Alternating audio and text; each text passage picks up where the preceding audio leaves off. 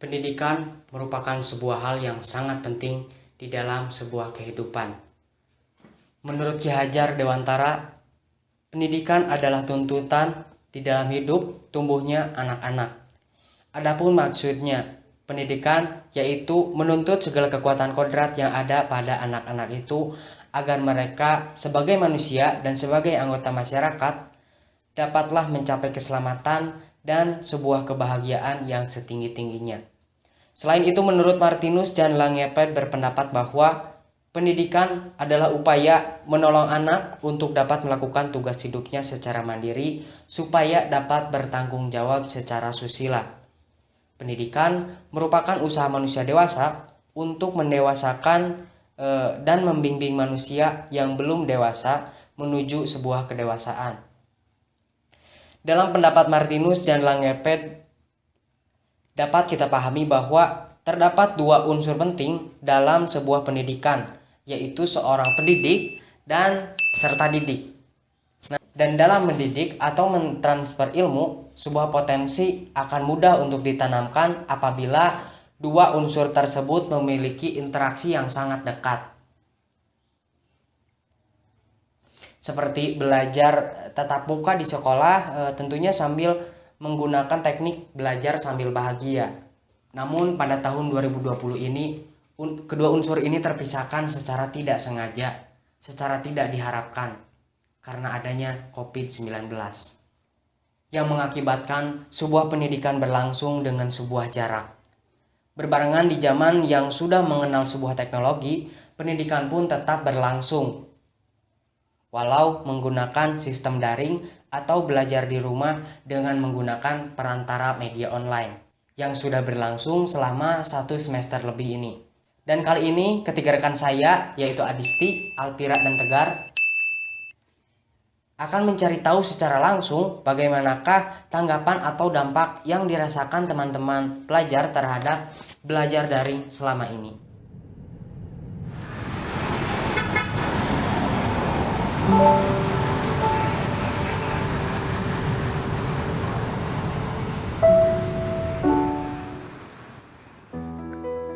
Pandemi COVID-19 menyebabkan berbagai bidang kehidupan manusia dibatasi. Salah satunya dalam bidang pendidikan. Pemerintah terpaksa menutup tempat belajar dan mengharuskan para murid untuk belajar di rumah. Hal tersebut bertujuan agar tidak adanya sebuah kerumunan dan dengan harapan bisa memutus rantai virus yang selama ini terjadi. Kali ini, saya Adisti, Alvira, dan Tegar akan melakukan wawancara kepada teman-teman pelajar mengenai bagaimana dampak belajar daring saat ini.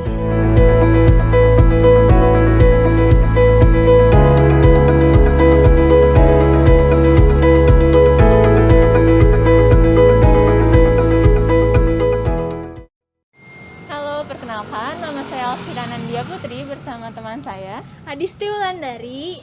Kami dari kelas 1A Pendidikan Multimedia dari Universitas Pendidikan Indonesia. Kami sedang berada di sekitar Jalan Asia Afrika. Nah, dengan adanya era pandemi ini, kita kan jadi harus belajar di rumah, sekolah banyak yang ditutup. Oleh karena itu, kita ingin mengetahui bagaimana sih kondisi yang ada di sekitar kita kepada anak-anak yang pembelajarannya harus dilaksanakan di rumah. Oleh karena itu, kita bakal wawancara bersama dengan mereka. Tidak hanya itu, kita tidak hanya berdua, kita bersama dengan rekan kami yaitu dan saya Tegar Resbiullah. Yuk kita wawancara.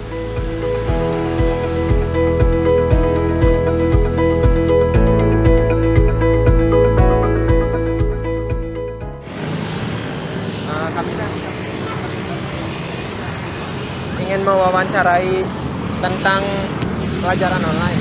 Nah, ada beberapa pertanyaan dari kami, yaitu menurut Anda pelajaran online efektif atau tidak?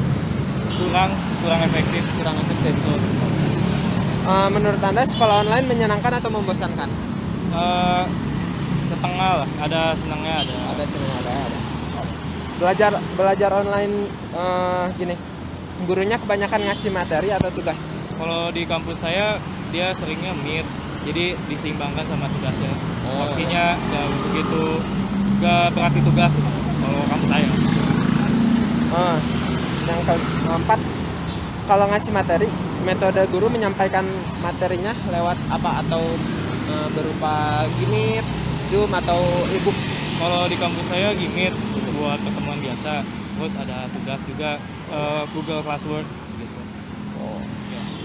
Apa harapan Anda untuk pendidikan ke depannya? Apakah online terus atau harus di offline kan? Kita lihat situasi dulu ya, karena emang dasarnya pandemi nggak bisa dipaksa juga. Jadi harapannya semoga dunia pendidikan bisa beradaptasi dengan situasi yang ada dan bisa lebih efisien efektif lagi ke depannya. Makasih ya, Kak. Ya. Ya, sebelumnya di sini saya dan rekan-rekan saya ingin bertanya untuk tentang pembelajaran jarak jauh ini ya. Pertanyaannya, Menurut kalian pembelajaran online ini efektif atau enggak sih? Kalau menurut aku tergantung gurunya aja, gimana cara gurunya ngejelasin. Kalau gurunya menjelaskan dengan baik, bagi saya itu efektif. Menurut Tetehnya gimana? Sama sih, soalnya kan ini secara online ya, jadi sebenarnya kalau lebih sukanya sih secara langsung ya, lebih efektif. Kalau menurut kalian nih, belajar online ini guru kebanyakan ngasih tugas atau materi? Sama sih, tergantung guru. Ada beberapa guru yang banyak ngasih materi tapi sedikit tugas, ada juga yang seimbang, tapi ada juga yang malahan gak ngejelasin sama sekali tapi tiba-tiba ngasih tugas. Kalau Tetehnya gimana? Seimbang juga, kadang malah lebih banyak tugas sih daripada materi yang dikasih, jadi kadang kalau ngerjain tugas kurang ngerti. Menurut kalian sekolah online ini menyenangkan atau enggak sih? Kalau menurut aku, dari sisi keakunya sih menyenangkan ya, soalnya sekolahnya santai kan, jadinya dari rumah. Kalau ke sekolah kan harus bangun pagi gitu, jadi lebih menyenangkan kalau menurut aku. Menurutnya gimana? Kalau aku sendiri lebih enak online karena waktu senggangnya juga lebih banyak. terus pertanyaan selanjutnya, kalau misalnya kan guru itu ngasih materi ya ke kalian. Nah, ini metodenya kayak gimana ya? Kayak misalnya ada e-book atau Zoom atau gimana? Kalau sekolah aku kan negeri, sedikit banget yang nge-zoom. Rata-rata cuma ngasih materi lewat WhatsApp, udah gitu kadang nggak dijelasin juga. Jadi agak kesulitan sih sebenarnya. Kalau dari sekolah aku, materinya ada yang sebagian dikasih dari WhatsApp, ada yang ngomong juga lewat Zoom atau Gmeet. Oh, begitu ya. Terus sekarang nih, aku mau tanya, gimana sih harapan kalian untuk pendidikan ke depannya? Harapan aku sih ya semakin baik aja, semakin bikin kita generasi muda menjadi lebih baik daripada generasi-generasi sebelumnya yang dapat memajukan bangsa lewat pendidikan ini. Ya lebih maju juga kan, kita kan anak-anak muda biasanya udah makin berkembang juga ya teknologinya, jadi ya bisa makin maju aja gitu kita semua. Ya udah, terima kasih ya untuk pendapatnya, jawaban dari wawancara kita. Sekian aja ya, terima kasih. Dan itu tadi kegiatan wawancara yang dilakukan rekan-rekan dari kelompok 10. Terima kasih rekan-rekan telah terjun langsung ke lapangan untuk mencari sebuah informasi. Nah, setelah mendapat jawaban dan tanggapan dari teman-teman pelajar dan mahasiswa mengenai belajar daring ini, bahwa yang mereka rasakan ternyata ada baik dan buruknya. Baiknya, mereka punya waktu luang atau waktu di rumah lebih banyak, yang sebenarnya menurut pandangan pelajar itu sih hal yang kurang baik gitu ya, karena kebanyakan waktu luang dibanding waktu belajar sebetulnya itu kurang benar. Sedangkan yang buruknya, mereka kurang memahami materi pelajaran yang harusnya dikuasai, dan mereka juga sebagai seorang peserta didik dituntut harus benar-benar menguasai materi dengan metode belajar mandiri. Apabila sebagian pendidik hanya memberi materi tanpa menjelaskan materinya. Nah, faktor-faktor tersebut tentunya terjadi karena wabah pandemi COVID-19 yang benar-benar tidak diharapkan. Oleh karenanya, kita harus bisa beradaptasi dengan belajar di rumah ini. Karena belajar bisa dilakukan di mana saja dan kapan saja. Kalau kita menganggap bahwa pendidikan itu penting, tentu saja kita butuh yang namanya belajar. Karena dengan pendidikan, kita bisa tahu yang namanya sopan santun, kita bisa mengenal yang namanya budi pekerti, kita bisa membedakan mana yang benar dan mana yang salah. Kemudian dengan pendidikan juga, pola pikir kita akan lebih dewasa, dan dengan pendidikan kita juga bisa merencanakan masa depan yang akan kita hadapi. Namun semua itu kembali lagi kepada diri kita masing-masing. Nah, kembali lagi terkait dengan belajar daring selama ini, ya namanya lagi pandemi, kita tidak tahu juga kapan ini akan berakhir. Yang terpenting kita berdoa semoga dunia ini bisa lekas sembuh.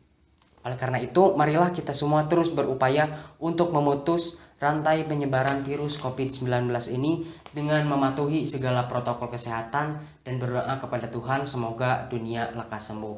Amin ya robbal alamin. Kiranya sekian yang dapat disampaikan, yang dapat ditampilkan dari kelompok 10. Terima kasih, mohon maaf apabila ada kesalahan. Wassalamualaikum warahmatullahi wabarakatuh.